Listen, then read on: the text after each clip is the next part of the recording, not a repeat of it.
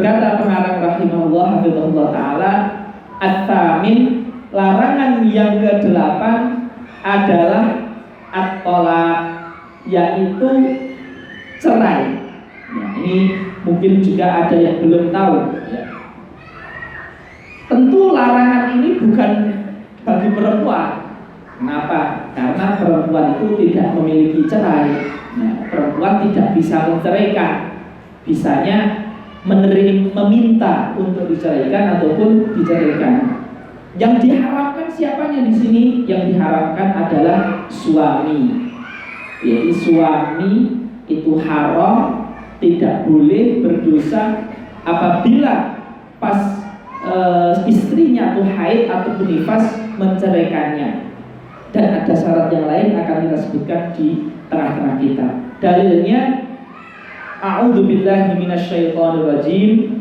Ya ayyuhan nabiyyu idza talaqtumun nisaa fatalliquhunna li'iddatihinna wa ahsul iddah. Apa makna dari ayat ini? Hai orang-orang yang beriman, tentu ini laki-laki di sini. Jika kamu ingin menceraikan istri-istrimu, maka ceraikanlah li'iddatihinna wa ahsul iddah. Apa makna li'iddatihinna? Li'iddatihinna maknanya adalah di masa sucinya, ya, tidak di masa haidnya.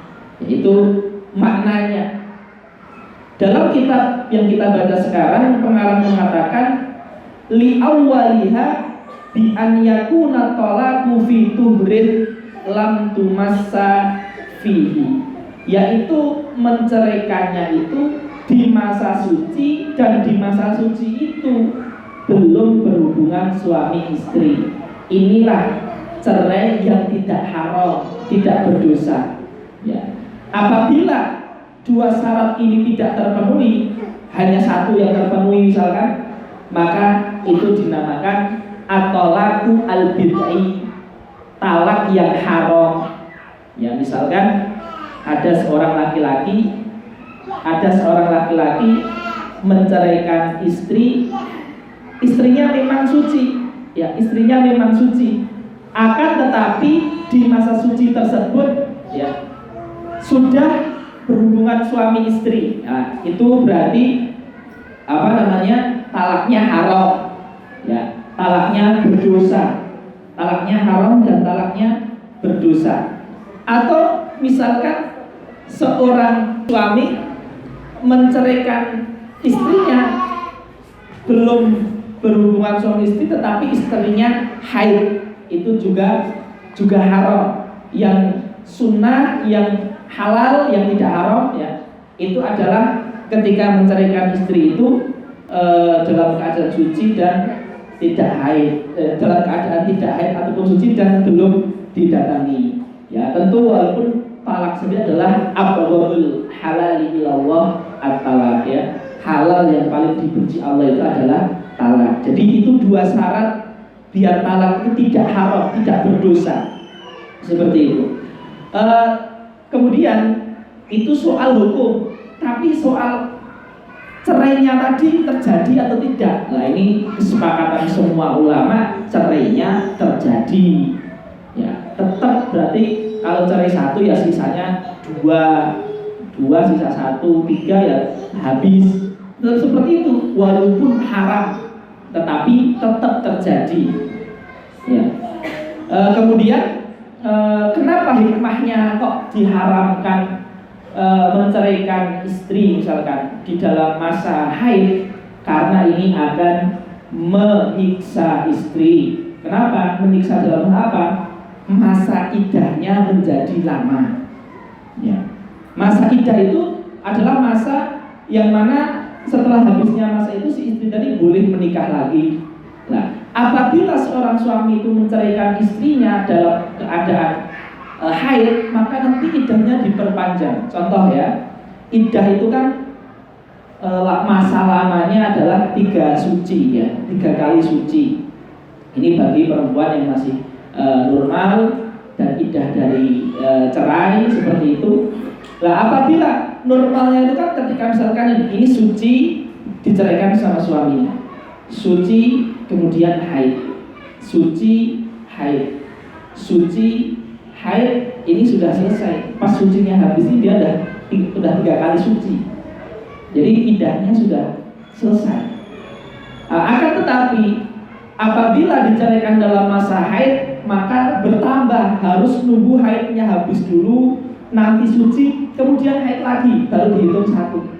Maka ini kan menyiksa, karena iddahnya perempuan menjadi lebih lama. Itu salah satu hikmahnya. Kemudian kenapa tidak boleh menceraikan istri, dan itu haram ya, di waktu setelah berhubungan.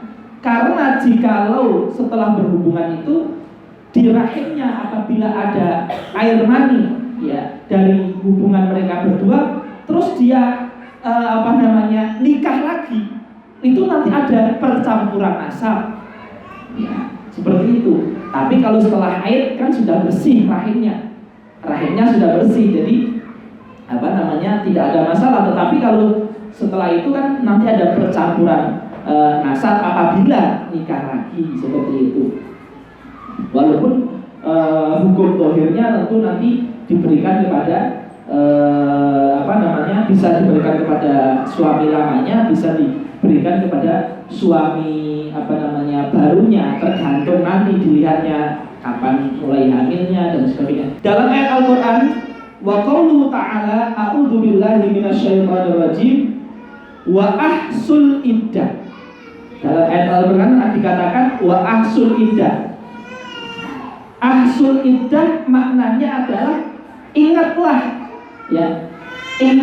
bilangan iddah ya.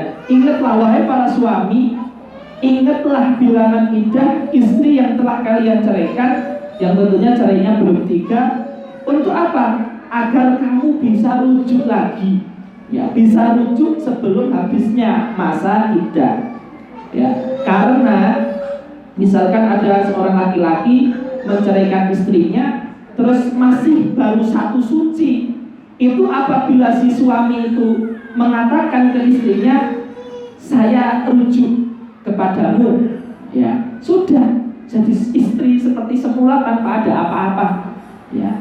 Tetapi apabila ini walaupun cerainya cuma 1 ya, tapi dia selama masa iddah itu diam saja, tidak ada mengatakan rujuk. Tiba-tiba istrinya iddahnya sudah 3 suci, terus suaminya baru sadar, saya belum rujuk. Ya sudah, kalau mau rujuk melamar lagi, mahar lagi, walimah lagi, nyewa gedung lagi, seperti itu ya.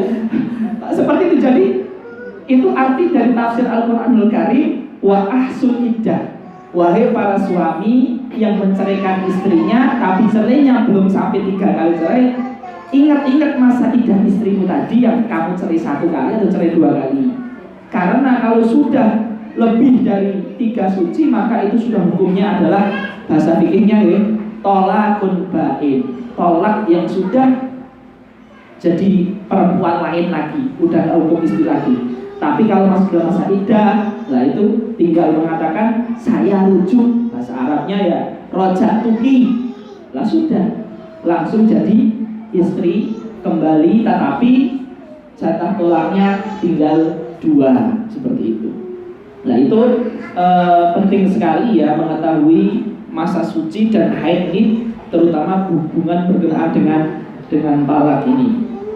Kemudian dalam kisah yang diriwayatkan oleh hadis Sahih Bukhari, walamma talaqa Ibnu Umar imra'atahu wa hiya haid. Dan ketika Sayyidina Abdullah bin Umar radhiyallahu anhu menceraikan istrinya dalam keadaan istrinya haid, yang mana membuat ayahandanya Sayyidina Umar kan marah karena anaknya melakukan perbuatan haram, bahkan sampai ketahuan Rasulullah. Rasulullah menyuruh Sayyidina Abdullah bin Umar untuk rujuk kepada istrinya dan untuk menahan istrinya, jangan sampai kamu lakukan lagi cerai kecuali dalam waktu suci, seperti itu. Jadi kalau ada orang menceraikan istrinya dalam waktu haid, disunahkan untuk langsung rujuk. disunahkan seperti yang dilakukan Ibnu Umar ketika menceraikan suami istrinya haid, sama Nabi disuruh rujuk. Lah itu sunnah, tidak wajib tapi sunnah. Tapi caranya udah terhitung seperti itu. Kemudian wakadha, dan demikian juga yahrumu alaihi, diharamkan bagi laki-laki an yutallikoha, menceraikan istrinya fi tuhrin, dalam keadaan suci, ya, dalam keadaan bersih. Itu haram bagi suami menceraikan dalam keadaan bersih, tetapi jama'ah bihi, telah didatangi. Ini juga haram, ya. Ada satu keadaan, nah ini ada satu keadaan, ini perlu tahu juga, bahwasanya boleh laki-laki menceraikan istrinya padahal haid, padahal sudah datangi satu keadaan. Apa kata kitab? Innama yahrumu talaqul haid in lam tabdzul malan. Apabila perempuan itu tidak membayar atau menebus utang, menebus dengan uang. Apa itu? Dalam fikih dinamakan khulu'. Perempuan meminta suaminya untuk menceraikan dirinya, seperti karena suaminya itu mendoliminya misalkan. Kemudian perempuannya bilang, ceraikanlah saya wahai laki-laki, dengan nanti saya istrinya ngasih uang, istrinya ngasih uang, ya, seperti itu. Jadi istrinya meminta suaminya untuk menceraikan dirinya dengan dia ngasih uang istrinya itu, atau bahasa fikihnya adalah khula'.